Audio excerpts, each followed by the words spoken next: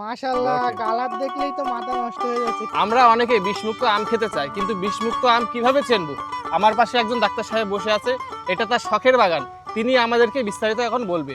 আসসালামু আলাইকুম আঙ্কেল। ওয়ালাইকুম আসসালাম। কেমন আছেন আপনি? আলহামদুলিল্লাহ ভালো আপনার আছি। বাগানে এই যে আমগুলো বিষমুক্ত, এটা আপনি কিভাবে বলতে পারেন যে এটা বিষমুক্ত? আমাদেরকে একটু যদি বলতেন। বিষমুক্ত আম আসলে তৈরি করা, এই ব্যাগিং ছাড়া বিষমুক্ত আম তৈরি করা অসম্ভব, কোনো রকম সম্ভব না।